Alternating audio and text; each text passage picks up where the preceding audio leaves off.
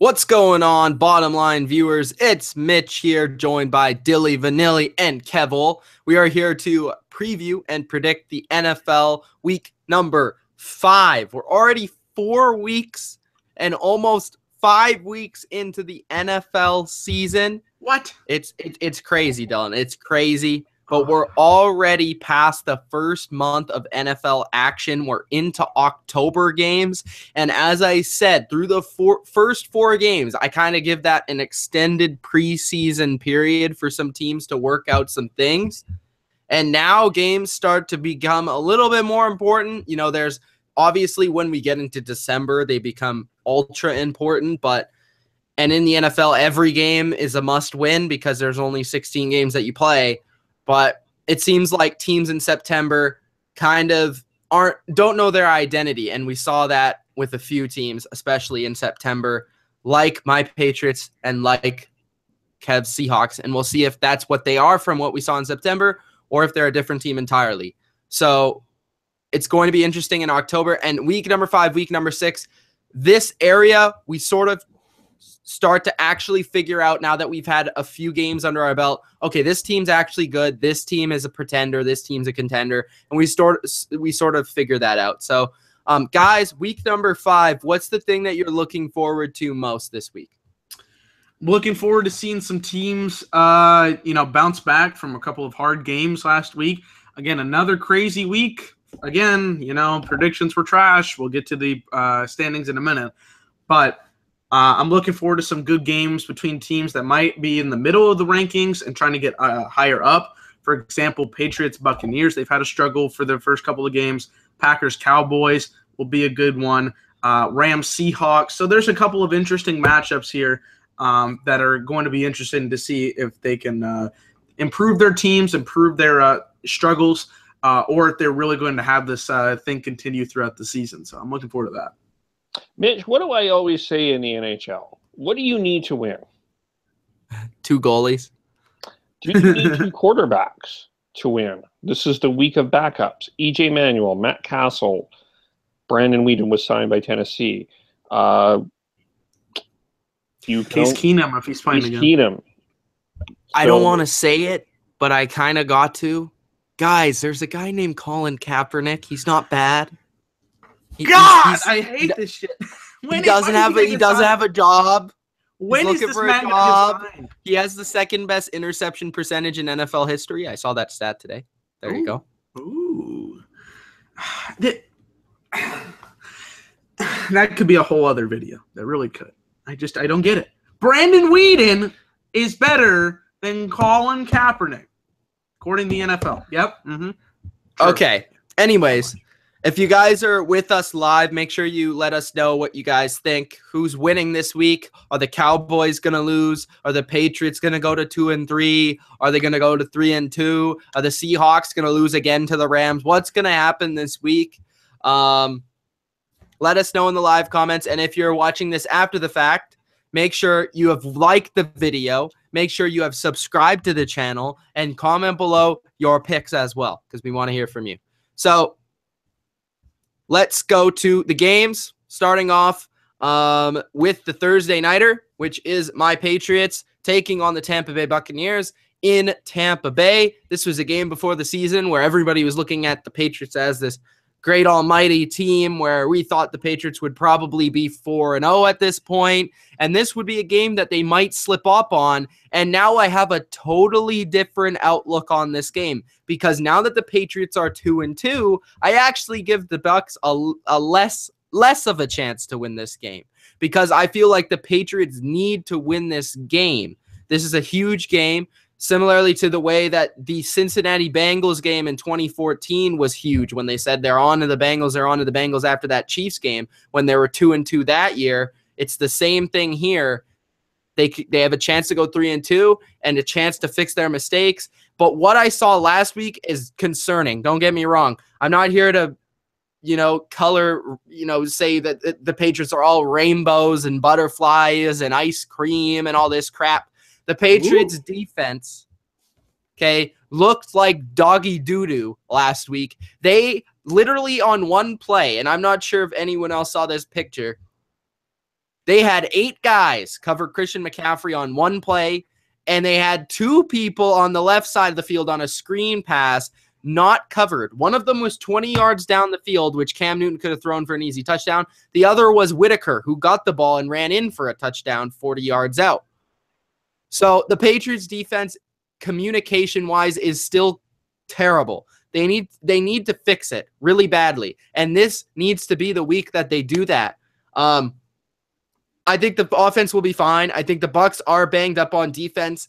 I think the Patriots offense will be able to score points like they have every single week. But can we get Tom Brady some help on the other side of the ball?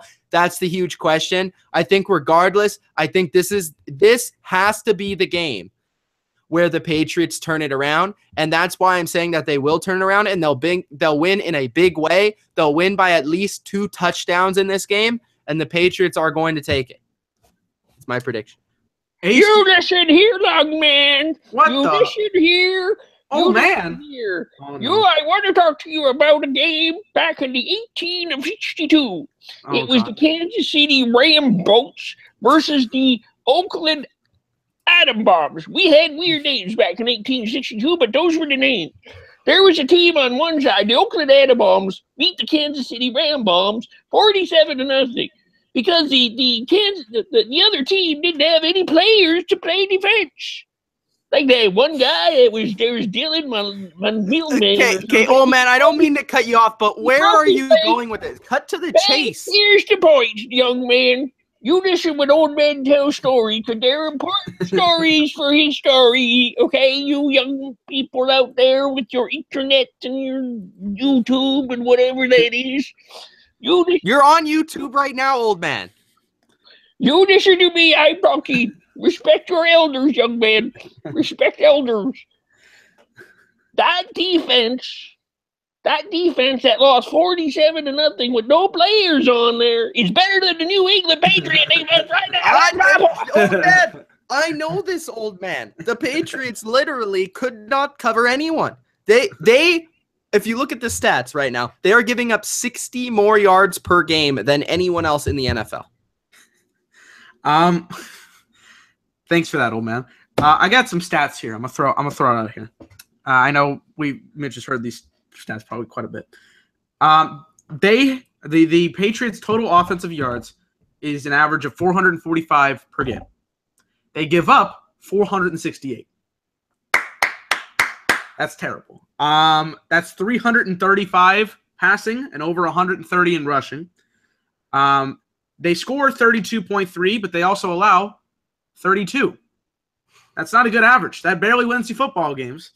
The Tampa Bay Buccaneers haven't been scoring a lot, but their defense has been decent enough. Now, I know they got a couple of injuries. TJ Ward is doubtful for the game. Quan Alexander's out. Levante David is doubtful. So they got a couple of injuries on the defensive front. A couple people are questionable for the Patriots. Dante Hightower, not sure. Gilmore, questionable as well. Here's the thing. If this game was Sunday, I would probably pick the Patriots. But since it's Thursday, they've had not as much time to get this defense going. I don't think they have it completely set. I think next week they'll be ready because they're playing the Jets, and then I think they're playing the Chargers, I believe. No, they play the Jets, then they play the Falcons. That'll be a big, huge game for them after that. I don't think this defense has enough ready yet to, sustain the drives yet. I think next week they'll be on it. This week they won't. They're playing in Tampa Bay. Short week. I don't think the defense is ready. I'm going with the Buccaneers. AC's got the Patriots. Well, I already said this Sunday night, and I'm sticking to it. The best thing that can happen to the Patriots at this point in time is to get back on the field and fix whatever is broken. So I know what Dylan is saying. You've got 3 days to work on this, and it doesn't seem like a lot. It actually helps the Patriots because it gets them back on the field, which is probably the best thing for them. I did say during the year when I picked the Patriots to be 14-2, this would be one of the games that they would lose. But I think the way that the season's going, I said this Sunday night, I'm going with the Patriots blowout. I just think that this is the game that they're going to show everyone that they're still the Patriots. Does this mean that the defense is fixed? I think we're going to have to wait and see about that. But I think that they are going to make a statement that they're back with this win. I do not believe in any way, shape, or form that they're entirely happy that they're 2-2 and one game behind the Buffalo Bills. So I'm going with the Patriots in a blowout. Okay. I think that I'm more confident that Dylan picked against the Patriots. I think I'm more confident. I don't do it often. I really don't. Because I don't know, like whenever people start picking against them, because you haven't picked against them yet this season. But when people start actually picking against them, that's when they win. So I picked one game. I'm feeling good about it now. So I'm telling you, I'm not picking them against the Jets. I will not fucking do that. So there you go. All right, let's get to the next game, which is the Buffalo Bills, that team that is leading the AFC East, at the Cincinnati Bengals. For some weird, strange reason to me, the Bengals are favored in this game by 3 points. Yes, they're at home, but the Bills have had some impressive wins, including over the Broncos and over the Falcons. The Bengals have beat the Browns, and did they win another game? No. Nope.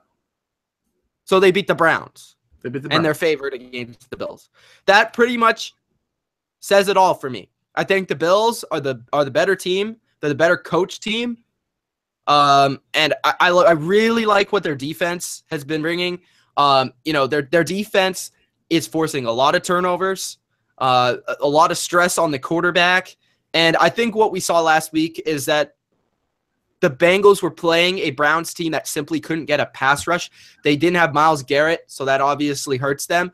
And the Browns, they couldn't get after Andy Dalton against this weak offensive line, which I think the Bills will be able to do even on the road. I also look at the Bengals' strength defensively is pass defense, but they're not as great against the run. I think the Bills are great in that category. They'll be able to stretch this defense out sideline to sideline with Shady McCoy and Tyrod Taylor, and then they'll be able to hit those play actions like they did last week against Atlanta with Charles Clay down the field. And I think that's how the Bills are going to win this game. I think it will be a close defensive battle because I think the Bengals defense has been very overlooked this season. But I think both defenses will battle out.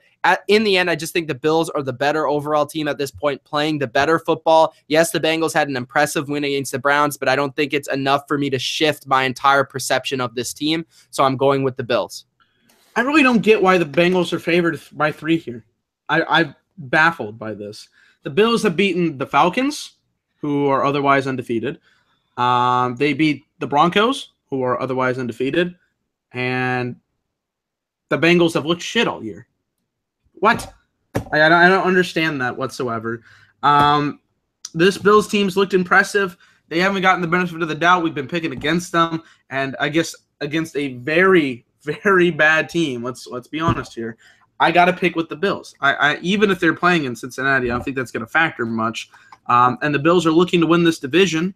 I know it's only 4 games. The Patriots have a lot of time, but they can't lose these stupid games to teams that are way weaker than them.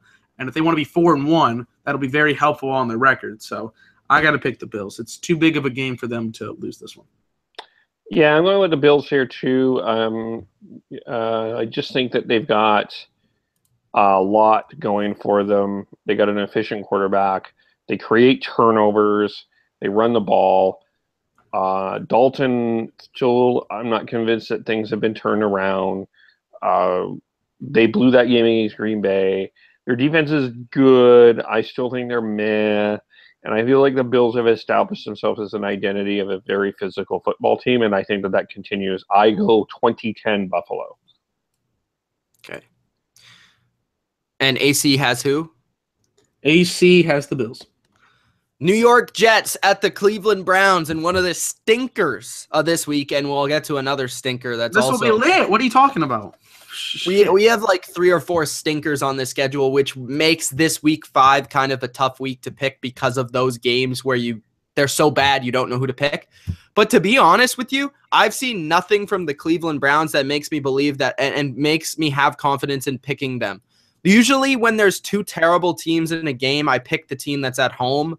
But with the Jets, I've actually seen some competitive fire. I've seen a good defense at times. I've seen players younger players actually playing well. Notice how I said that Jabril Prepper is probably not going to be very good in the NFL, and nobody's really been talking about him so far. But that Adams guy is pretty good. That's what I'm going to say. The Jets, Mo Claiborne, the Dallas Cowboys could be using him. He's pretty good too. The Jets defense, I think, is going to have a good day here, even on the road. And I actually have in mind what I've seen from the Jets offense in certain games against the Raiders, against the Dolphins. They've been able to move the ball successfully. McCown isn't that bad. He's actually better than Kaiser at this point. And Powell, if they continue to use him in the way that they used him last week, I think, it's going to be great for them. And Powell is an explosive playmaker, which they desperately need. What else can I add to that? I think they've been getting some plays through some of their just 1 week it's Curse, 1 week it's Robbie Anderson in the receiving game. And Austin Seferian-Jenkins has been a big help as well in the possession, just moving the chain sort of thing at tight end. I don't see it with the Browns right now. I just, without Corey Coleman, they lack that explosive receiver option. Their run game has not been efficient. The offensive line hasn't come through like we thought it would. Kaiser has been inaccurate. Their defense is not good, and it's been lit up by worse quarterbacks than McCown this season. And they got absolutely killed by the Cincinnati Bengals last week, and the Bengals looked bad before that. So I'm going with the Jets here. Looking at the yardages, the passing leaders, the rushing leaders, and the receiving leaders for both teams. Okay. McCown has 3 touchdowns and 3 interceptions. 3 touchdowns in 4 games is pretty shit. But Kaiser has 3 touchdowns and 8 interceptions. So that's even worse. The rushing leader for the Jets is Powell, 235 yards, 2 touchdowns on 49 carries. Crowell has 3 carries less, and he has 101 yards less than him. Terrible. Crowell is a terrible running back.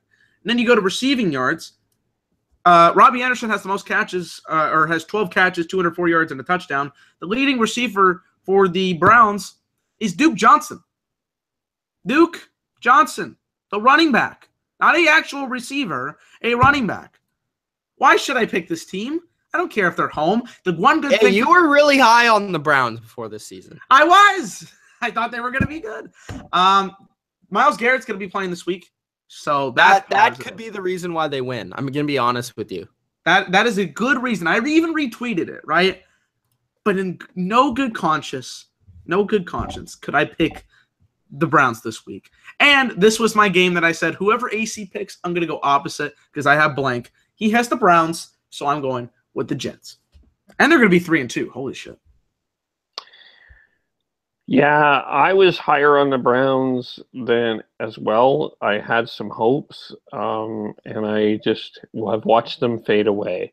I know, Myles Garrett's going to come back. I think he'll make an impact. I just look at the Jets and the way that they played. They are legitimately fighting for everything. They're having some fun out there. They're using people in different ways. I mean, they're 2-2 and the Giants are 0-4, folks. I mean, the Jets are still playing terrible football. They should have lost the game against the Jaguars. I'm going to put that out there. But why? Why? How do you throw a pass? How does Josh McCown throw a pass to a running back before he even looks around? It hits him in the back, and they go score for a touchdown. They were trying to get that football. Happens, bro. If you're Blake Bortles or the Jets, but it shouldn't happen on a regular football field. I'm just saying. Anyway, look out for Elijah McGuire. That name is going to be coming into our vernacular a little bit more. And I think the Jets win big, 31-10. Wow. Ooh, wow. Okay. And it's not to say that the Jets are a good team. It's just, I think it's a statement of really how bad the Browns are at this point. Yeah, the Browns, for me, are the worst team in football. So they give me no reason to pick them. The next game is the Carolina Panthers, the 3-1 Panthers against the 3-1 Lions in Detroit. The Panthers, I will say this, honestly, they didn't impress me last week. Despite beating the Patriots, Cam Newton literally had guys wide open. I talked about that one play, like wide open. Like I could have thrown some of those passes. Okay. I still am concerned about if their offense can produce regularly. I will say this, Devin Funchess has improved a lot. He looks like a pretty good player right now. Calvin Benjamin's a little banged up, but he's tough to stop because he's so big. I don't think their run game is as good as they'd hoped it would be. I think their offensive line still struggles at times, but it seems like Cam is a little bit healthier in terms of they were allowing him to run a lot more last week. So that could help them in this game. But Detroit has been really impressive this season.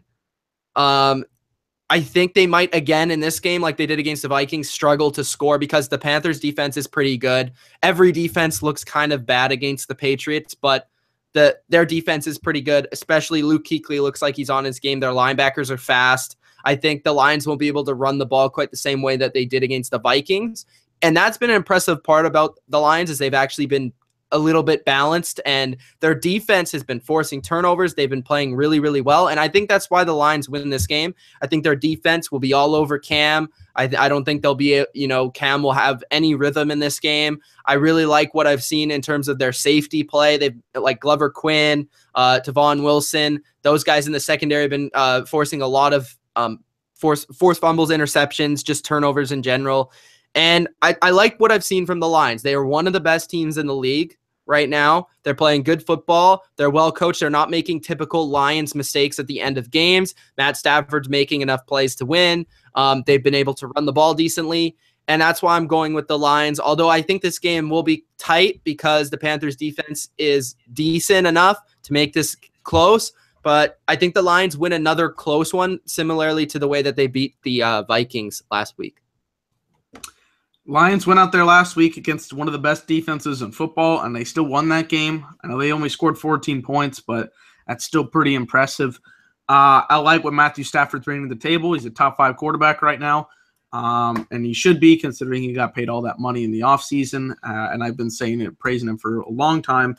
The guy deserves it. He's leading his team. They're the best team in their division. We saw that last week. Sam Bradford wasn't playing for them, but for the Vikings, but still. Panthers, they got the victory against the Patriots, which is good, but there's been 3 teams that have almost gotten wins against the Patriots. 2 of them did, so I don't know. It kind of depends with that defense.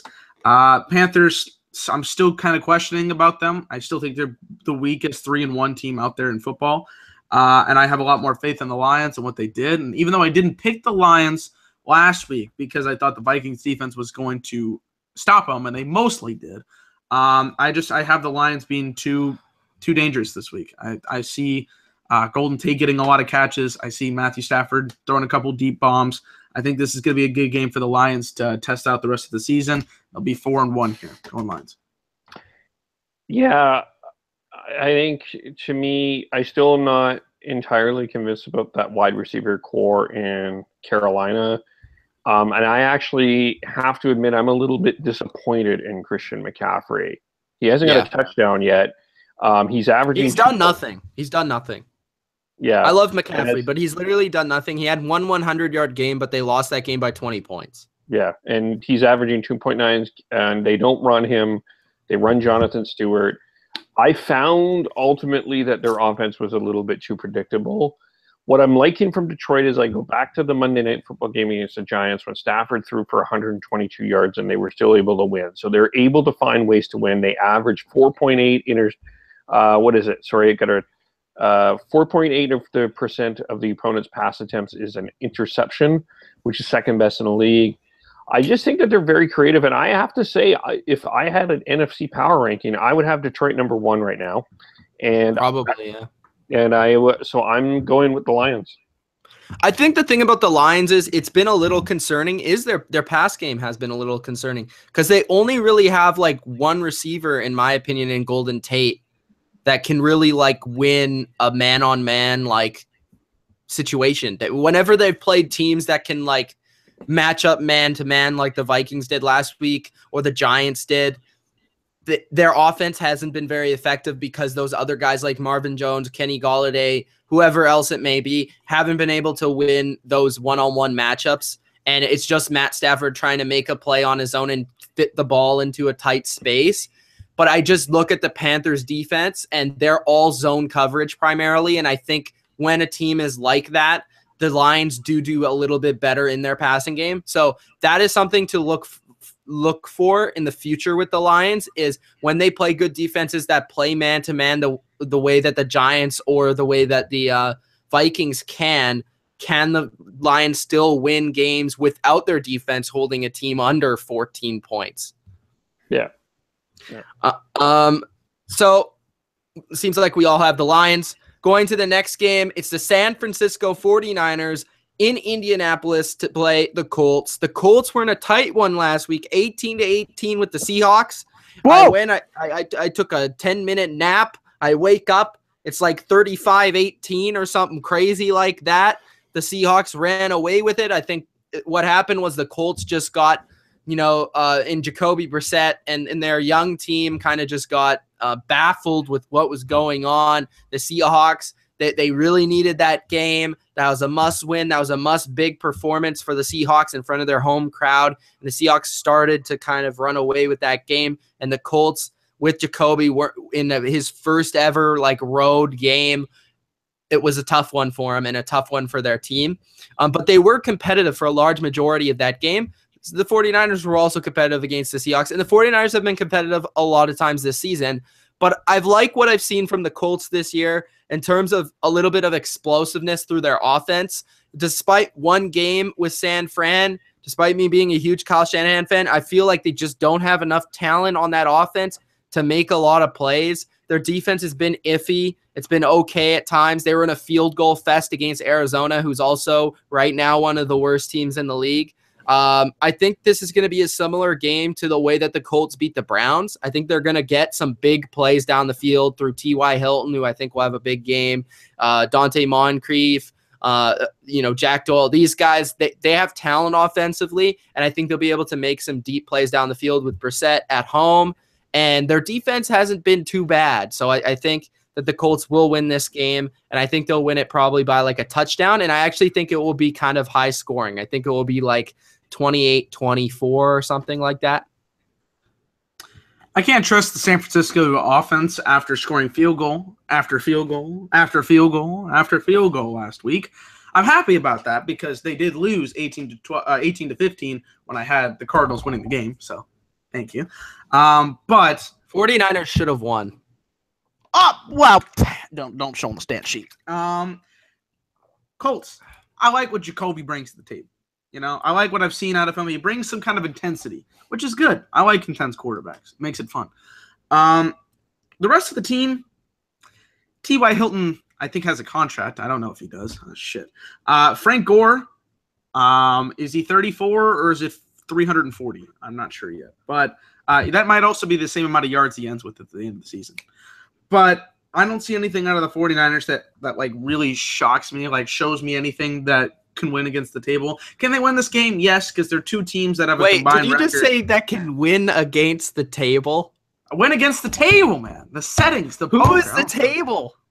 The table is everybody. Everybody, the whole stack. You've been finding more creative ways to use that phrase. It's interesting. I just, I pull stuff out of there and see if it works, These teams are a combined record of 1-7, so anybody can win. It's a flip of a coin. We'll see it later. But I'm going with the Colts here. There's the lucky one. I'm going with the Colts. I like Jacoby Brissett. And Brian Hoyer, I gave praise to because he's better than some quarterbacks in this league. But he hasn't been playing all that well lately. I'm going with the Colts. Well, what I saw from the Colts was a team that did fight for the first half and ran out of steam. I'm okay with their secondary is not the problem with their defense. Their front seven, I wasn't entirely impressed with. The 49ers have been close in games. They just don't have the offensive skill yet. Mm-hmm. But I'm actually sticking with the 49ers here. I knew it. Yeah. I don't think T.Y. Hilton's even remotely interested in playing. I don't think he is either. He had 180 yards against the Browns. It's just a matter of him getting the ball. Well, that might be fun. There was no inspiration and any interest from T.Y. Hilton in Seattle. I think he was off at the Pike Place Market there, but he wasn't at the game. He wasn't at the game. I'm just gonna say this right now. Buy low on those Colts because Andrew Luck said today that he's coming back. So buy low on those Colts in fantasy. Okay, but and I don't think that they can run the ball enough. I think the best offensive player on the field right now that is playing in the game is Carlos Hyde. I like what Brissett's intensity is, but I think Carlos Hyde is going to be able to run the ball really well. That's why I'm going to stick with the 49ers. Okay. Fair enough. Who does that win either way? Dylan is not in the room. So we'll have to find that out in a bit. But for the first time this season, I am introducing the quarter, the Canadian quarter to be exact. And I am going to flip a coin to determine who will win and who I will pick for the Matt Castle-led Tennessee Titans versus the Jay Cutler-led Miami Dolphins. Who is going to win? The team that led up 57 or the team that scored 3 points in 2 weeks? All right. We'll go heads. Who's home? Miami. Heads is Miami. Tails is the Titans. This is dumb. This is so dumb. That I am picking. Can't see it. No. Can't see it. The Titans.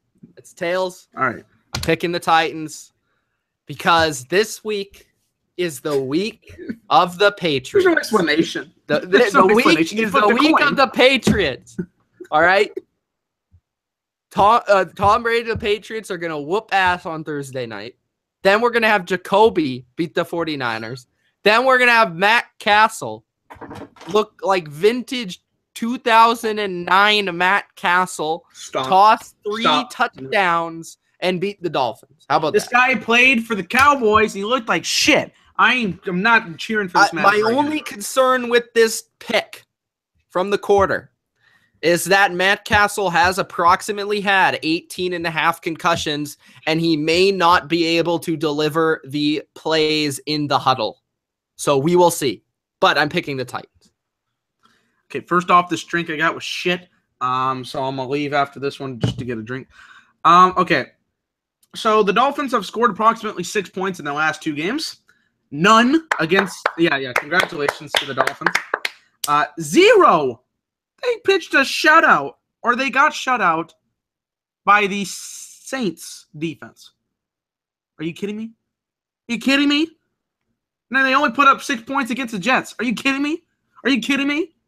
Jay Cutler last week in a wildcat formation was at the wide receiver position and looked like he did not give a shit. Why? What? Jay Cutler doesn't look like he gives a shit. What? Why? Because this man was supposed to go to commentary and decided, well, you need a quarterback for the season? I'll take your money. He doesn't care, folks. He doesn't care. And Mariota's not playing. So that makes me want to go in the Dolphins' direction. And if I had picked him week 1, week 1, I might have thought of this team, or after their first game, I might have thought about it. But no, I have more trust in this Tennessee team that got beat the crap out of by Deshaun Watson than I have trust in Jay Cutler. It's simple. Simple. So I don't know how the coin predicted it, that it was going to go the Titans' way, but I'm going with the coin as well. Titans. Okay, I just am completely, of course, unimpressed with Jay Cutler. I will always be unimpressed with Jay Cutler. I'm not surprised that Jay Cutler is becoming a cancer in Miami. None of those things surprise me. What surprises me and what I think the story of this game is the Tennessee Titans. Because I am ultimately, actually, quite frankly, confused by this team. How do you, at home, dominate the Seattle Seahawks the way that you did and ran the ball all over the place, walk into Houston and get manhandled the way that you did? Destroyed. Can I say this, Kev? I think it's something to do with the division. They always suck against their teams in their division. They lost to Jacksonville too, right? Yeah. Yep. Yeah, they did. No, they beat. They beat Jacksonville. They got it together. Oh, okay. But just in the recent past, that's the reason why they didn't make the playoffs last year, because they couldn't beat anyone in their division, including the Colts. They were 3-5 in their division last year, and they had 9 losses. So 3-5. They only play 6 games. Or sorry, 2-4, whatever. Yeah, they were. Yeah, DeMarco Murray has been incredibly inconsistent. And I'm just like, I'm picking the Titans here, but I have to admit, I'm concerned about this team. I don't know what to make of them. No, me neither. I'm confused. They are the most confusing team right now in the NFL. Because from week to week, I don't know what it is. It's that they didn't make that step. They didn't do it. Okay. First off, they have all the flaws that we said that they have are still there, right? Offensively, Marcus Mariota isn't the greatest passer down the field. It's just true. They don't have a lot of receivers that have come through, especially without Corey Davis, who looked electric at moments. He's out and he's injured, and those receivers haven't stepped up. Their run game's been worse, which has definitely hurt them, and their offensive line's been worse. And it's been inconsistent, which has been the difference between last year and this year so far. Defensively, their front seven has had their moments, but their secondary is still weak. And that's what we thought would be their weakness going into the season. So I think instead of them taking that step forward, what we've seen so far is all their weaknesses that we thought they might have had are coming true. Yeah. And they haven't transitioned. Eric Decker has been also a disappointment. Yeah, I'm confused by this team. I don't know what to make of them. So I'll be interested to see the next couple of weeks what to make of the Titans. I do think they need. Well, I don't. I mean, I think even a blowout win doesn't necessarily convince me of anything here. But can we get to some comments here? We have some comments. Go ahead, Dilly. Bodo was talking about old man. Sounds like Granny Beverly Hillbillies. Yes. Mm-hmm. He says he's got Seattle, or Mr. Mike 307 says he's got the Seattle Seahawks over Mr. the Mike, Rams. calm your pants, bro. We haven't even got there yet. He always says that, but he's also got the Patriots, so you might want to chill. Oh, okay. Good stuff. You can talk whatever you want, Mr. Mike. Bodo put in his pick. Oh, what was that? Nothing. Go ahead. Okay. Bodo put in his picks this week. He's got the Patriots, Bills, Jets, Lions, Dolphins, Colts, Giants, Eagles, Steelers, Raiders, Rams, Cowboys, Bears. Yeah, I like that one. Now let's see here. I liked his last pick. Bears. I don't know about the Bears. Yeah, I know you're high on Mitchell Trubisky because he has Mitch in his name. We'll get to that. Bodo also says, air for the upset of the week. I got the Texans knocking off the undefeated Chiefs. He says also the shorter week is even more of a reason to pick Bill Belichick and the Patriots. And he says the defense is not fixed, but the offense will go for, and I quote, 50. I mean, if Eli can put up like a lot of yards and points against them, then I mean, what will Brady do? So he didn't put up a lot of points. He didn't put up a lot of points. Well, he was moving the ball pretty much at will. Yeah, but he didn't put up a lot of points. Mitch, no win against the Browns is impressive from Bodo. I agree. But it was like 50-0, so I mean. He also thinks the Steelers may be the weakest 3-1 team. I said the Panthers were the weakest 3-1, but that's also a good team up there. Who else is 3-1? I would say the Panthers probably. I would have to say the Panthers are the weakest 3-1 team in my opinion. Okay, so the 3-1 teams, and I have a harsh hatred for the Steelers, and I'm not a big fan, but I actually think the Steelers are better than the Panthers at this point. The 3-1 teams are the Buffalo Bills, the Pittsburgh Steelers, the Denver Broncos, the Philadelphia Eagles, the Detroit Lions, the Green Bay Packers, Carolina, Atlanta, and Tampa Bay in the same division, and the LA Rams. I would still go with Carolina. But yeah, it's between Carolina and LA. Let's see here. Russell Wilson. I don't know how he gets in these chats. He always wants to smack on the Cowboys. Russ. So suck it. But he says can't wait for the Chargers versus Giants. Yes. 0-4 versus 0-4, baby. Speaking of Chargers versus Giants. Oh! That's the game that's right next. And like I said last week. What did I say last week, Dylan? I think you said when you're gonna pick the Giants, it's gonna be the week that the Chargers win a game. Yes. So, in my hope of the Chargers finally finding a way to win instead of finding a way to lose, I will pick the Giants because I am willing to sacrifice my pick for the Chargers to win this game. And if you've looked at the history of the Phillip Rivers, Eli Manning, get it, 0-4, 2004 draft history between each other. We all know the story. Phillip Rivers Chargers have beat Eli Manning's Giants every single time. But regardless, I'm going with the Giants in this game. They're at home. I think they're just the better team right now, even though they're 0-4. Both teams have found multiple ways to lose multiple games. I've liked what I've seen from Eli's offense and Odell, even though he's a little banged up. Sterling Shepard's look good. Evan Ingram. I like what I've seen from the passing game. Hopefully they find a good complement in the run game. And their defense is just a little bit better, although I do really like Joey Bosa and Melvin Ingram. And I'll be cheering for the Chargers in this game because I am a closet Chargers fan. Not really closet because I always say Chargers. Losers. I'm sorry. But I'm picking the Giants just because I'm picking the Giants. Okay, here's the thing. The Chargers do not win this game. I won't pick the Chargers any more games this season. Okay, probably maybe a couple more. But I don't want to pick them any more weeks if they don't win this game.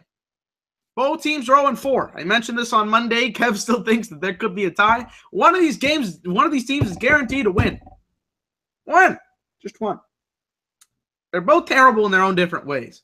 Phillip Rivers, the last 2 weeks, has looked, I don't know, man. He's been looking sketch, right? And Eli's always been shit. Now, he was going a little bit off against the Buccaneers. I liked seeing that. That was some good action. But I don't know, man. Like, I don't know. They almost won against the Eagles, the Chargers. They only lost by 2 points. Giants also lost by 2 points. So combined 2 and 2 equals 4. And what is their record? 0-4. So I'm gonna go with the Chargers. As a Cowboys fan, even if we're struggling, I am very happy to see the Giants fail. I'm just saying that. And seeing the Giants fail on multiple different levels is fun. It's on CBS, so if Tony Romo calls this game, I'm going to be very happy. And that's what's going to be the winner. Tony Romo calling this game, Chargers are going to win. So did you pick the Chargers? I bet the Chargers. Oh, my God. Kev. AC picked the Giants. Oh, yeah. Damn, the priest didn't even give me any sort of notice on this one. I have to. He actually did.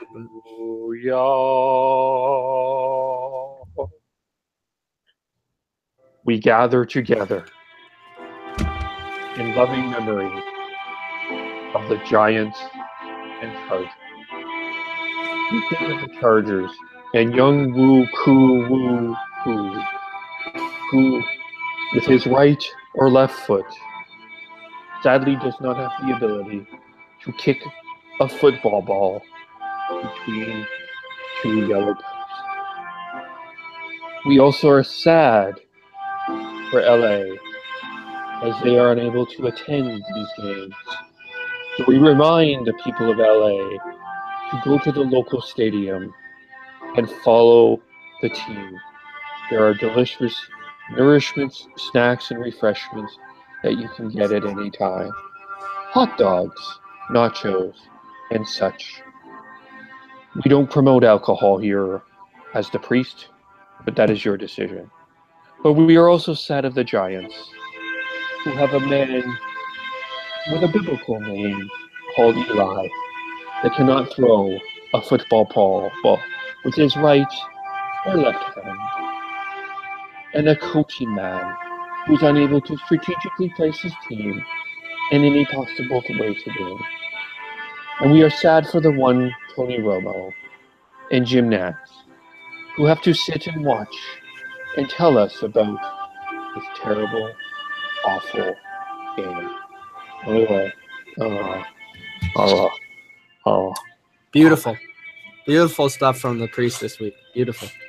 That was one of his longest eulogies we've had. Ever. 10 out of 10 that was music. great. I'm crying right now. That was so awesome. Yeah. Look It was at that. amazing. Adam McIntyre said 10 out of 10 music, so you're damn right. Oh yeah, it was fantastic. Amazing. So that actually reminded me. The priest reminded me. Okay, Kev, 1 sec, because I'm gonna lose this thought. The priest reminded me of two things. One, the Eagles fans were in the stadium more than the Chargers fans. There was literally "Let's go Eagles" chants. They were cheering when they got a turnover. They were cheering when they got a touchdown. The Chargers are probably better on the road because their home games are road games. And It's hilarious. I'm sorry. what was my other point? Damn it, I forgot. Yeah, I forgot. Sorry. You'll get it. Kev, who's your pick? I'm going with the Giants. What the fuck? Here's why. I just can't believe that the Giants are going to be 0-5. It just is They have a way. unconscionable to They me have a way. this is going to happen. They got to find a way to win.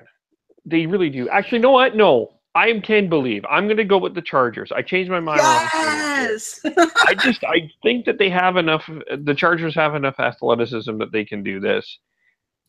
Can you believe the Giants are going to be 0-5? They are. I mean, it's amazing. It's amazing. But I'm happy for it. Here's my question. I hope you guys are right, but I'm only picking the Giants because I want the Chargers to win. You're sacrificing your own pick, because you are last, by the way, Yes. to have the situation. Oh, speaking of which, I have not even put in the standings. Why did I forget this? So Tell them at the end of the video. It's too far away. Here's my question. It's too fucking far away. If the Giants go 0-5, do you fire Ben McAdoo? Yes. He should have already been fired. Like I said, Ben McAdoo has a job because of Aaron Rodgers.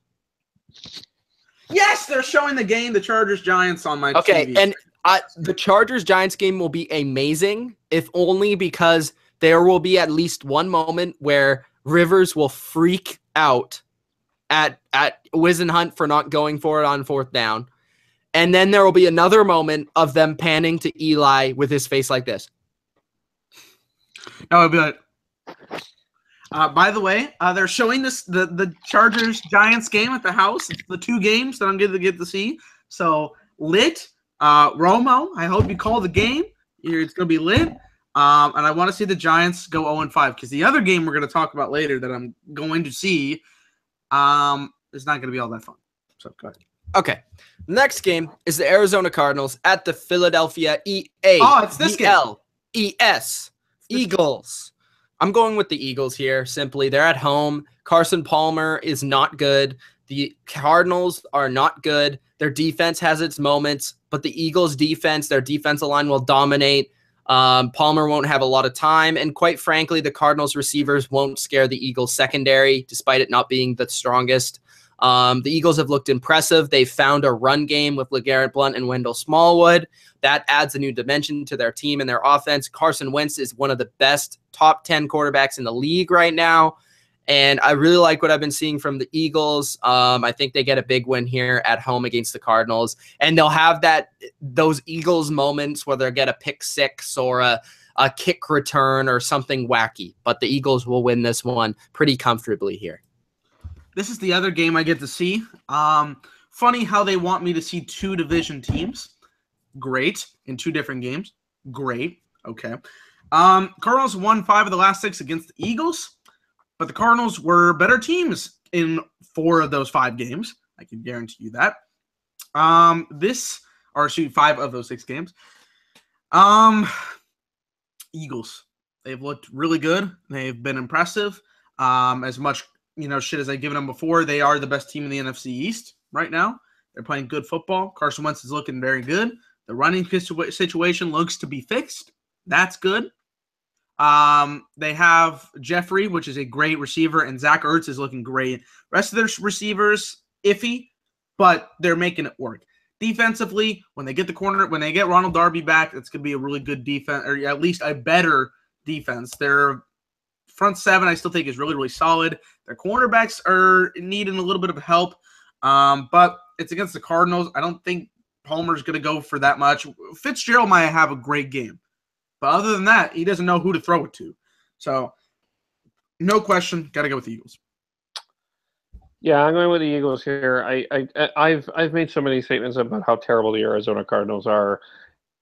I've reminded you of this in the offseason. I reminded you of this in the preseason. I reminded you in this in September. And Hey, I agree with you. I had the same exact record for them as you did. So yeah, I didn't think David Johnson would get hurt. Well, I don't think they'd be all that much better. I'll be honest, I didn't think Carson Palmer was this bad. I knew he was this bad. I didn't think he was this bad either, but still.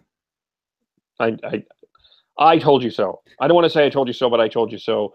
I think the Eagles have their weapons. I think they're in a good place right now overall. So I got the Eagles here winning by 14, 2 touchdowns. Okay. The Jacksonville Jaguars go to the Pittsburgh Steelers to play the Steelers, obviously. The Jaguars are a confusing team, very much like the Titans. They went to New York. They lost against a Jets team that really a lot of people were picking the Jags in that game. I thought it would be really, really close, like I said on that video. But I still picked the Jags because I just couldn't see the Jets beating them the way that the Jags defense has been playing and the way that their run game's been. In this game, I think the Steelers will win. I think it's going to be another close defensive battle. The Steelers' defense has been better this year. It hasn't faced a lot of great quarterbacks, and it won't this week, so it's yet to be really tested heavily.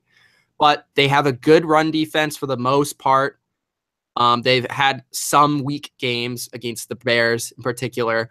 But as long as they are going to commit all their sources and resources to stopping Leonard Fournette because Blake Bortles can't beat you.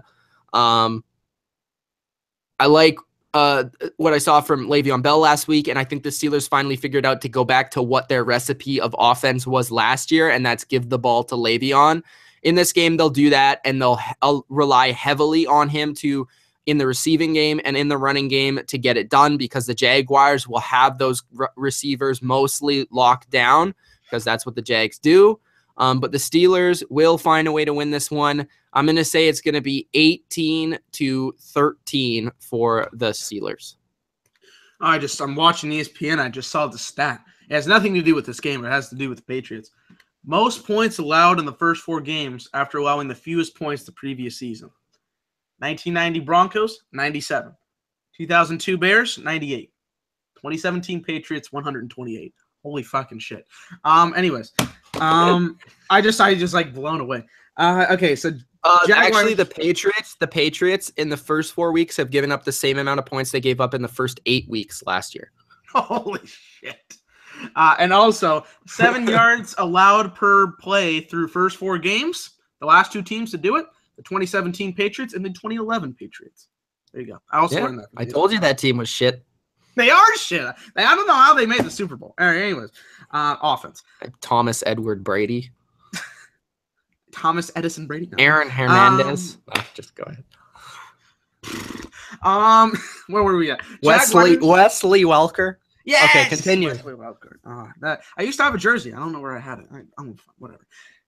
Jaguars, Steelers. This is a game we're supposed to be talking about. I have no idea what the Jaguars are doing. I don't. They have good wins in London, but they don't have good wins in America.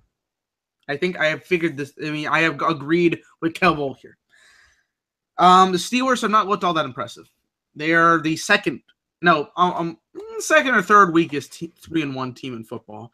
And along with the rest of the NFL, they are confusing. But it's against the Jaguars, and I'm not very high on the Jaguars. Blake Bortles I'm not very high on because he's terrible. I don't care what Anthony tries to tell me every week. He's not good. He is not. The Steelers are going to win this game basically because they're a better team. They're playing at home, which is a big advantage for them. And I don't think Blake Bortles is going to kill you. Like I don't think he has the intimidation factor or the playing ability to beat the Steelers. I don't believe it. I'm going Steelers. You know, we all gathered together 2 weeks ago, and we all were There's no way that the Bears could beat the Steelers, could they? I said that they would. But you didn't pick them. I didn't pick them, but remember I said that they would. Because that was the whole fight me and AC had. Remember that? Yes. I do. Yep. Okay. Okay, but we were Just saying. pretty confident that the Steelers would win. I know it's at home. This is interesting. This is what I'm thinking about. Kev, if this game was in Jacksonville, I would consider picking the Jaguars. Well, here's what I'm thinking. But it's in Pittsburgh. The Steelers had trouble with Cleveland at home. The Steelers had lost to Chicago. These are perennial bad teams. I like your score. I think the one thing I will take the Jags to cover, but I think the Steelers win. Here's a couple of other things. I don't know what the hell Ben, Antonio, Mike Tomlin, and this offense is all distracted about. That was so stupid. Beyond stupid. They're all divas. Tony Kornheiser, pardon the interruption. Great. Can show. I say this? They're talking about this today. Go ahead. I need to say this. If that was Odell on the sideline complaining about winning a game, when has Odell ever complained to his coach about that? Like, people are always saying how Odell's a diva. Antonio Brown's just as big of a diva. The guy I was filming his coach in the on freaking Facebook. That was retarded. That was retarded. All right? Yeah. And this guy is complaining when he's winning a game. He's winning. Yeah. He wanted he's still complaining. Hey, Kornheiser, great comment here. You're going to love this, Kev. He's talking about how Big Ben was the biggest diva because he goes out there and takes the most hits, but he's complaining about how his pinky was bent it was hurt. He got hit with the pinky, so I don't know. I always like this. Kornheiser knows what he's talking about. I am tempted to pick the Jaguars. I really am. But I just my problem is that offense. I'm going with the Steelers, but this team is distracted. Actually, as I think about it, I think it's a 2-3 point game. I think it's a really close game. 16-14. Really? Yeah. Wow. Yeah, I think this thing is a closer game than people think.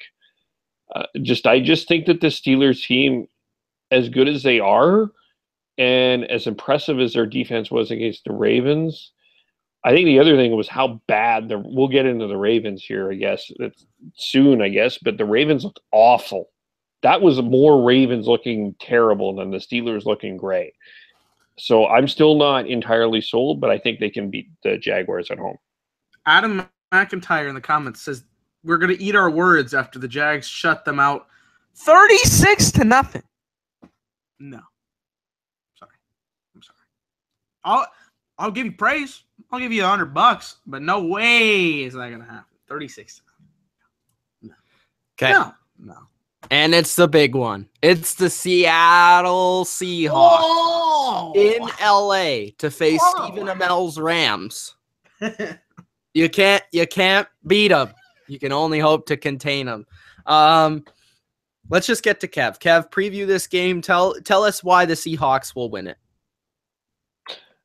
Okay, well, let me just talk for a moment here, and I'm just pulling something up as we talk. First of all, of course, here is a couple of big things. Chris Carson is out. He was their number one running back. Actually, let me go back. I think that they got a lot of things right against Indianapolis in the second half. They found a way to use a guy named Jimmy Graham. Have you heard of him? He played. They lost Cliff Averill, which is going to be a big loss. They lost Jeremy Lane.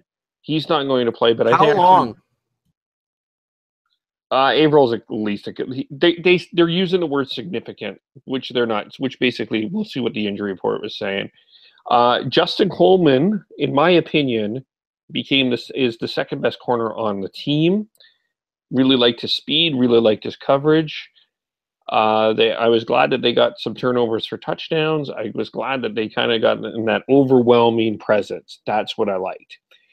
But I think you also have to look here. Let's look at the Rams, who found a way to get Todd Gurley got 213 all-purpose yards. This offense is moving the ball very well. The defense is struggling. We know that. But the Seahawks have not been able to run on the road at all. They haven't been able to win on grass. 10 points over the last 6 games on grass. And they don't play well when the temperature's over 90 degrees, which that happened against Tennessee. They got dehydrated. They got walloped. You're going to be shocked what I'm about to say here. I also, by the way, do think that this is a must win for the Seahawks. They have to win this game. I think it's more urgent for them to win this game than it is for the Rams, because if you're establishing yourself as the NFC West dominant team, you have to win this game. But I'm going to tell you, and you're going to be shocked, I'm picking the Rams. What? I am. There are so many Seahawks fans in the chat. They're gonna disown you right now. Kevnar, gone. Mr. Mike, gone. Listen, I'm wearing the jersey. I would love my head. There's my head and my heart. My heart would love the Seahawks to win, but I cannot look at this. If you are looking at this in an objective point of view, and you look at these two teams and the way that they are going, the Seahawks do not have. I'm not convinced who's the Seahawks running back. And can they run the ball? They Eddie Fat Boy. Bro, just put cheeseburgers on his jersey. He's good.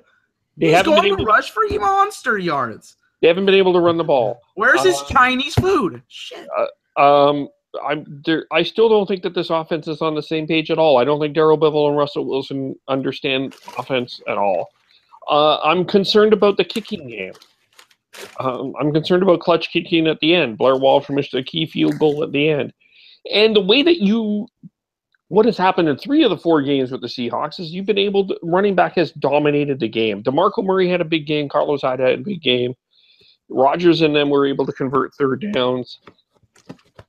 I look at the way that the Rams are playing right now at home, confident. I'm concerned about that defense for the Rams, but I have to be honest here.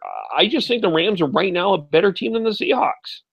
And I can't sit here and be Homer and say the Seahawks will win when I don't see a real reason when they can. So I'm picking the Rams. I'm sorry. Disown me, but look at the fact. If you disown me, you have to actually, for the Seahawks fans, you need to start looking at the facts. There are some problems here. And I know that Pete Carroll sells you smoke and we love to smoke up our ass, but there are problems in Seattle. There are issues here. So you can get mad at me, but you can look at the facts as well, and you kind of have to see that I'm actually might be right. That was incredible. All right. I was scratching my head the whole time, but it actually made my hair look better, so appreciate for that. There you go. Head scratching decision by Kevel, but I agree. Look, okay, first off, Russell Wilson's going off in the comment section. He says, I can't quote all of this, but I'm just Russell Wilson is pissed. He says, we have Rawls, Nibba, Procise. Our defense can hold them. Procise is out. When exactly has CJ Procise actually been on the field?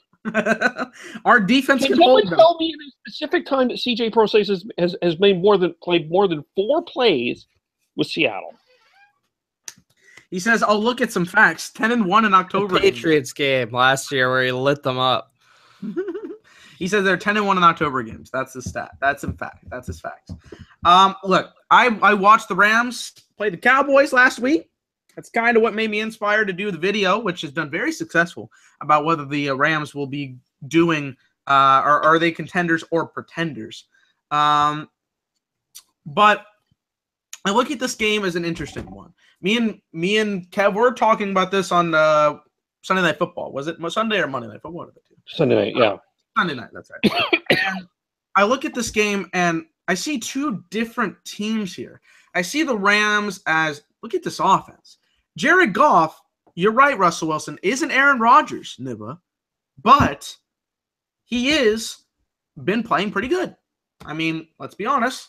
The stats have proven he's been playing pretty good. Quarterback ratings in the top 3, over 1,000 passing yards. Not a lot of touchdowns, but only through 1 pick through 4 weeks. It's great. It's already matched his 8 games that he played last season in 3.5 for touchdowns. Russell Wilson also looking pretty good, but this team's struggling. The Seattle Seahawks team is struggling. I want to pick the Seahawks because I feel like they could come back, and this is a must-win for them. But I'm going with the Rams. I see more confidence in the Rams. Sean McVay, I think, should be getting some votes this year. If they make the playoffs, he should be Coach of the Year. I'm putting that right now. He's looking pretty good. They're looking pretty good. The defense, very sketchy. I'm going to say that right now. That is the one weakness for this team. Even with Aaron Donald, they've looked pretty sketch.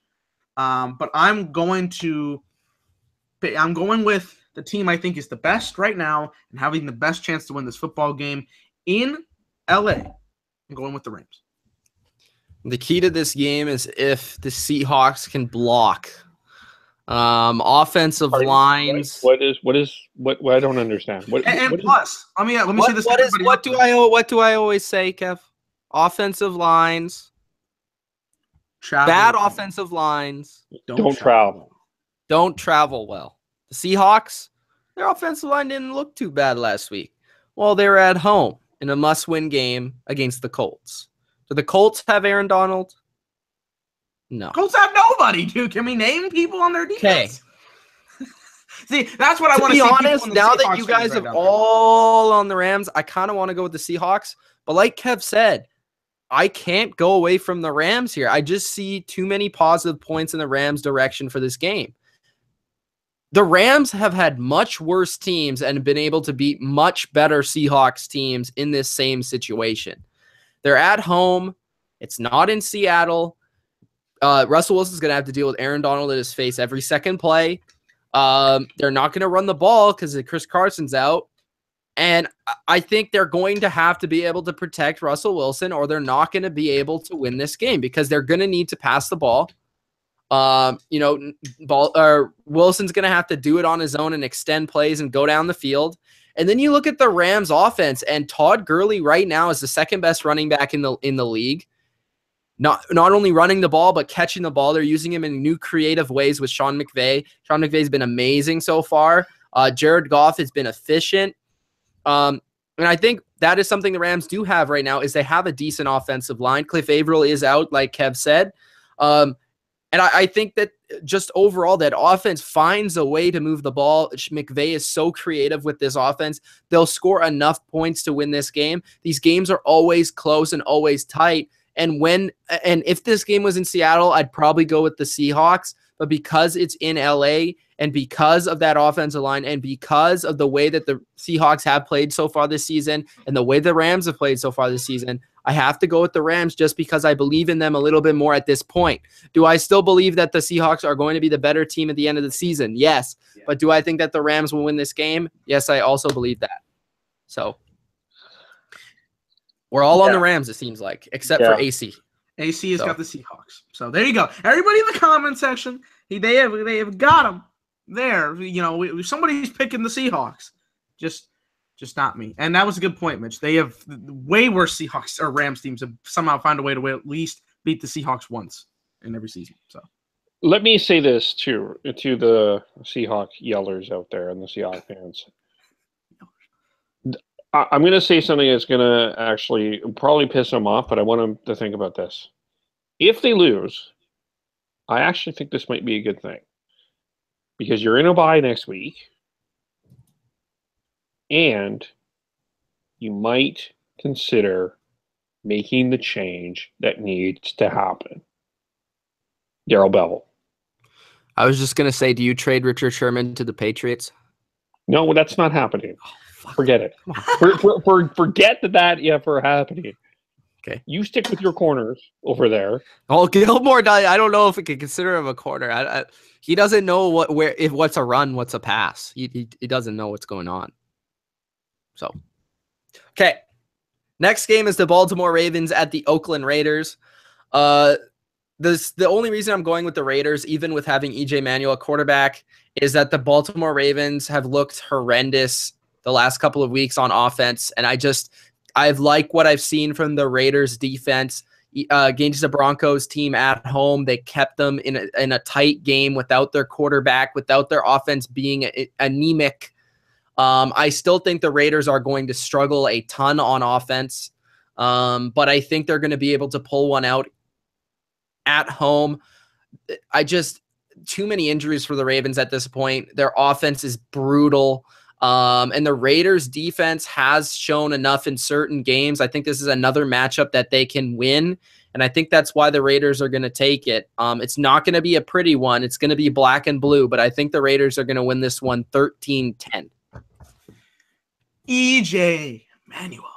I don't know if anybody's actually liked this guy as a quarterback. I'm dead serious. He's gotten a little better. I didn't see much. He used to be brutal. So I just didn't see much in that Raiders game. Did he make a couple of good throws? Yes, but he also threw up some lobs, and that cost them the game. But this is also, we're comparing the Broncos team with a great defense to the Ravens. I picked the Ravens last week because the Steelers were struggling. I thought this could be a game where the Ravens could capitalize. And I know Kev thinks they're going 3-13. I know, or he did at the beginning of the season.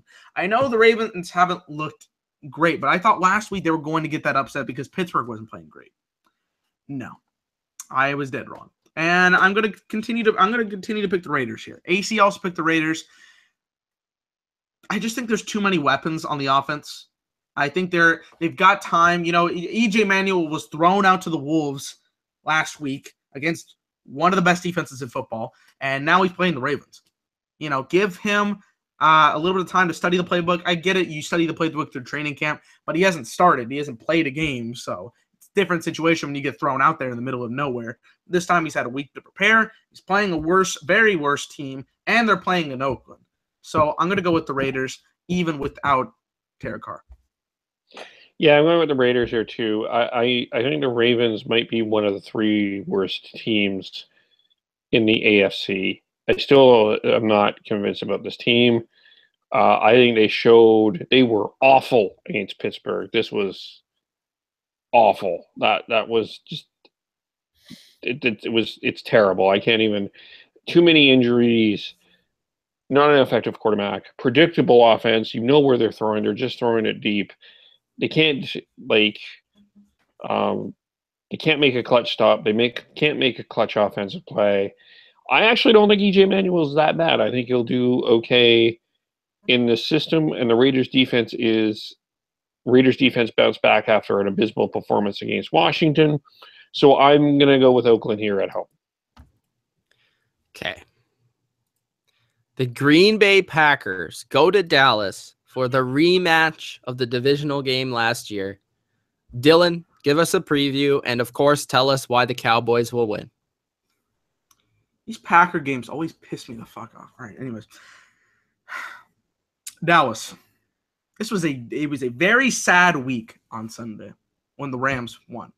Because I think Dallas should have won that football game, right? The Rams played good. They played a better second half fundamentally in every single way. The Cowboys, the first half, should have won that football game if they continued the momentum. And I thought that was a game that they needed to win to continue because 3-1, the defense has been struggling. And now you're playing the Packers. I'm going with the Cowboys. I'm still going to be in my situation here. Okay. Here's what I think. Even though the Packers are 3-1, their last two wins have come against two opponents I don't think are very good. The Bengals and the Bears. Mike Glennon looked terrible against them. They didn't have to put much effort into that game.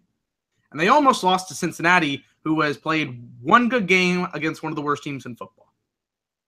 Dallas has had its struggles. I will definitely not say that is wrong. But the offense was working last week up to a certain point.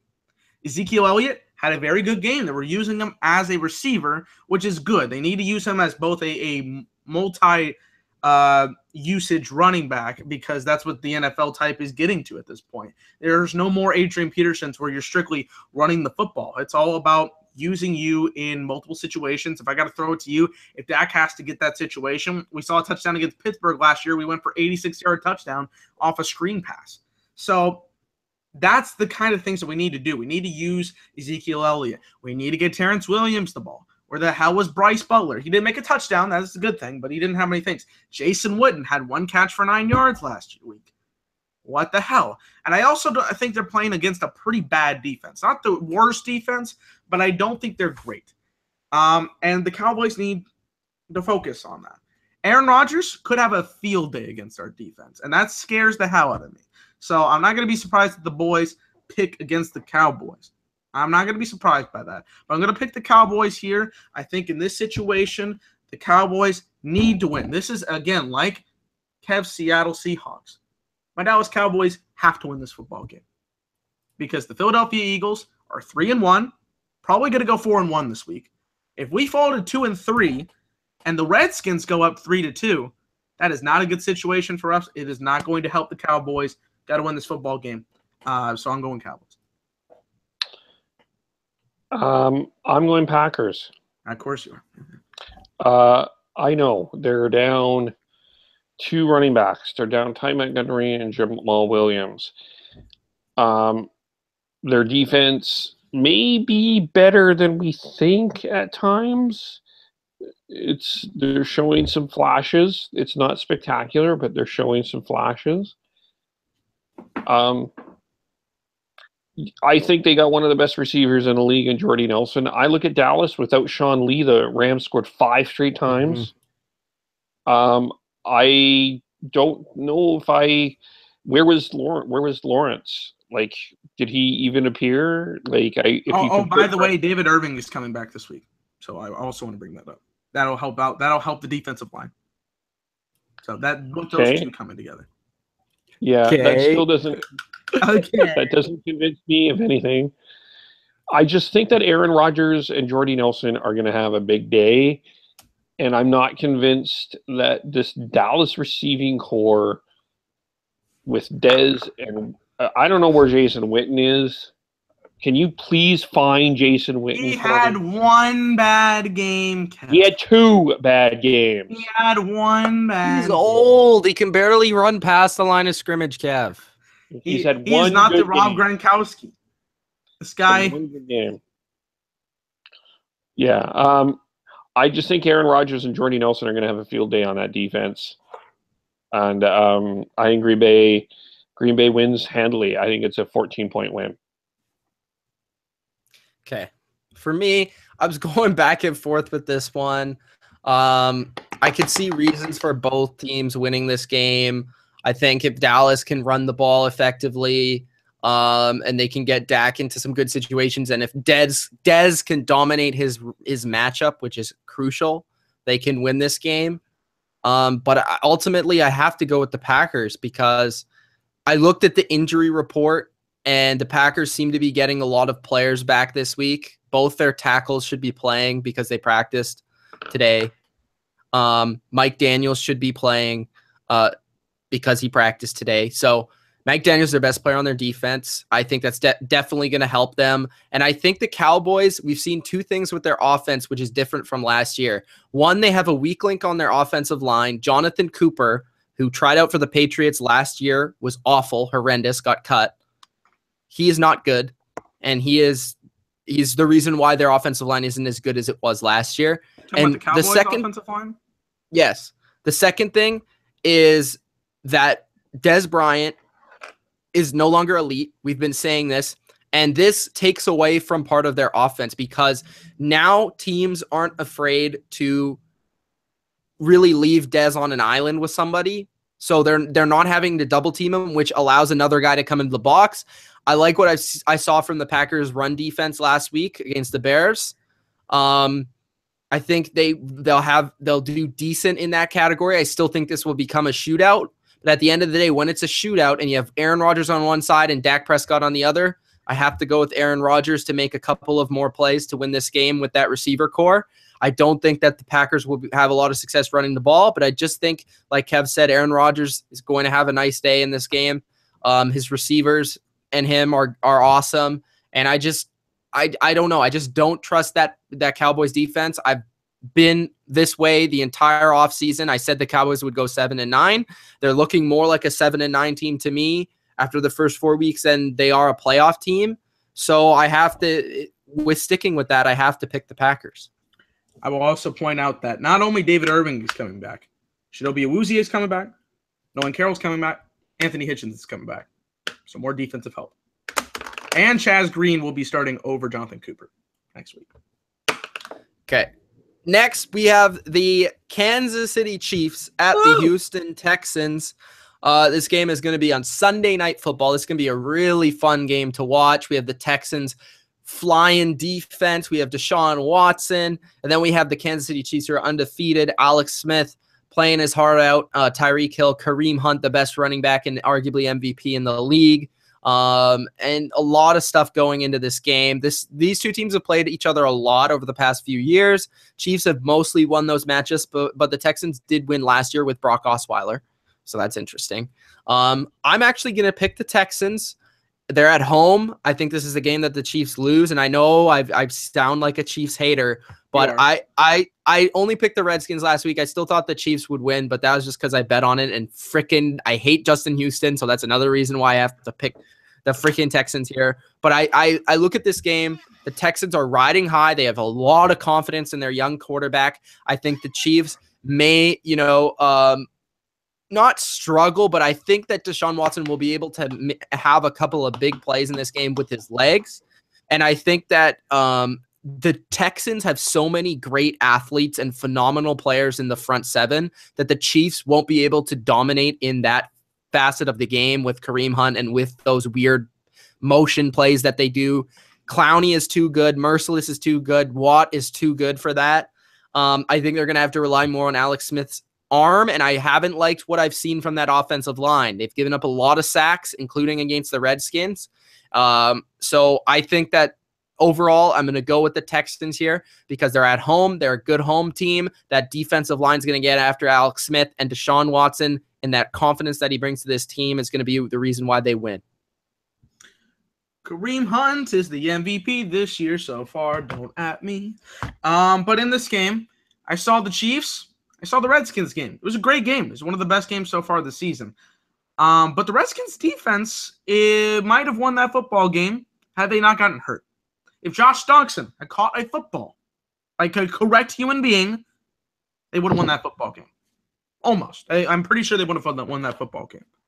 The Redskins defense looked solid, except they kept hurting themselves, and it put themselves in a bad position. And now Josh Norman is hurt because of that. I like Kansas City. I like what they brought to the table. Alex Smith has played some pretty good football this season. 92 of 121. So he's only incompleted 29 passes through 4 weeks. It's about an average of 7. Deshaun Watson looked pretty good last week. 5 touchdowns. I don't know. That's pretty good. Only 2 rookies since the Super Bowl era have scored 5 touchdowns their rookie season in the game. One was Fran Tarkenton, who is a pretty good quarterback, if you guys remember. Kareem Hunt looking like the MVP this year. Tom Brady looking pretty good this year too, but they're 2-2 in their defense shit. Whatever. Tyreek Hill didn't look great last week. That was kind of a disappointment for me. Houston's offense is getting it together. Will Fuller being back in the lineup. I said it when he was coming back last week. Very good to see him back in the lineup. He's going to do big things for them. The defense of Houston, though, I think is going to take over this game. You look at that situation. They were getting pressure on Alex Smith a couple of times last week. And now we're having a situation where the 3 really good players, Merciless, J.J. Watt, Davion Clowney, they're going to swarm Alex Smith. And we saw this against the Eagles. The Eagles were putting a lot of pressure on Alex Smith. They did win that football game, but it was a very close football game against one of the best teams in football. I think the Texans are becoming one of the best teams in football as of right now. They've gotten their identity back, which is good. I didn't think I was going to say that.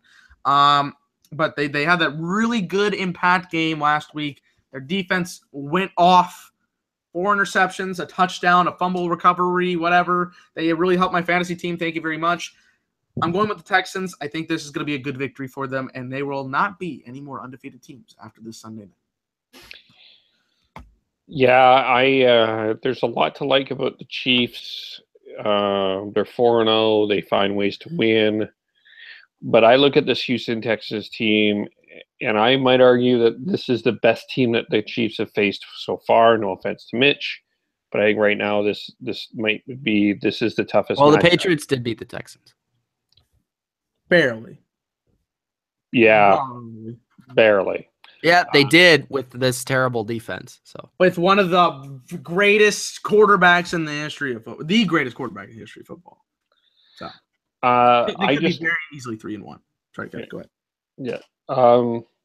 I like the weapons. I've always liked the weapons on Houston's offense. I think they're understated. I think Deshaun Watson has brought a new swagger to this team, like I mentioned, week after week after week. I guess the question that we're going to have to do one video is why did the Cleveland Browns completely ignore Deshaun Watson? But that's a whole other topic. Deshaun Watson, Trubisky, Mahomes, Wentz.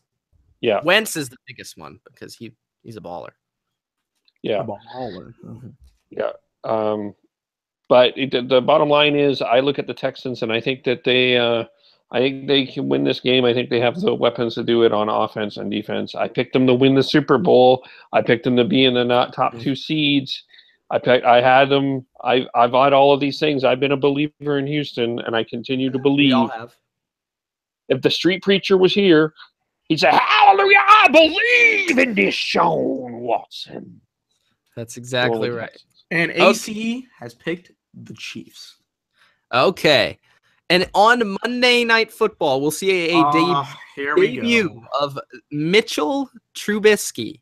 And just like Deshaun Watson has brought a swagger to the Texans, the Chicago Bears will win on Monday Night Football in Mitchell Trubisky's debut. The fuck is this? Trubisky, this team is going to be a lot better with Trubisky.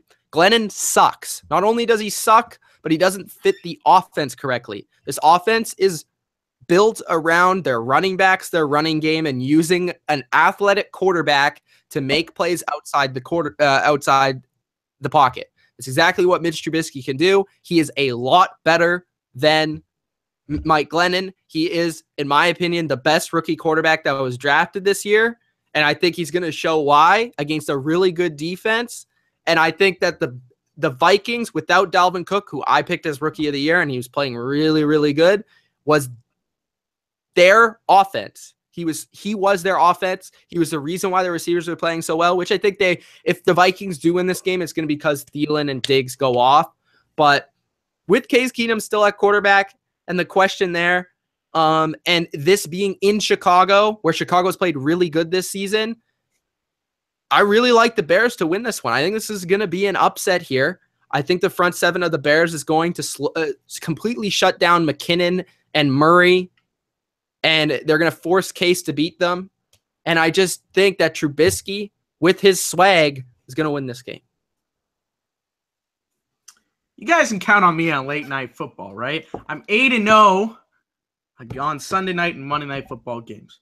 Okay, I'm just going to put that out there. You suck. I rock. That's why I get good game. I'm going with the Vikings. Okay. I want to see Mitchell Trubisky succeed because I talked a little bit of trash of him in the preseason. I don't know what to expect from this guy. I like what I saw from Patrick Mahomes. I got a lot of exposure from him in Texas Tech. Definitely saw a lot of Deshaun Watson. And while I did watch North Carolina football games, I was kind of questionable as to how this team, the Bears, was going to work with Mitchell Trubisky. They don't have any receivers. That kind of hurts me in one factor. So I don't know how to expect from that. The Vikings defense is really, really good. Like really, really good. I know they still lost that football game 14-7. But they were playing the Lions and Matthew Stafford. I don't know how Mitchell Trubisky is going to do. This is a big test. They're putting him on Monday Night Football in his first career game. I don't know if he's going to lead up to the pressure just yet. I think it's going to take some adjustment to get there, as most quarterbacks do. I have the Vikings here. I just think it's going to be too much of a game, guys. I think it's going to be too much of a pressure. It's a good thing it's in Chicago. That's going to help his self-esteem a little bit.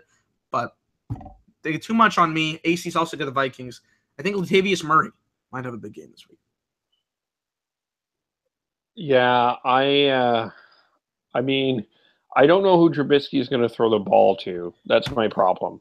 That's that's the big thing. I mean, you can, without that running game, that Bears offense really struggled. I think Trubisky will give him some life because hopefully he doesn't turn the ball over. But if he does turn the ball over, I think. I'm sorry, 7-1 in late night games. Go ahead. Yeah. He has a blemish. He has a blemish. The Redskins Raiders game. I'm sorry. There's a possibility Bradford could be back in this game too. I just think Stephon Diggs, he might be a guy that watch in primetime games. This is his second one. I just looked at the Vikings. I think they have Latavius Murray was great. Did a really good job in Oakland. I think he'll have a good game. I think Vikings offense she has too many weapons. And so I will take the Vikings in this one. Okay. All right.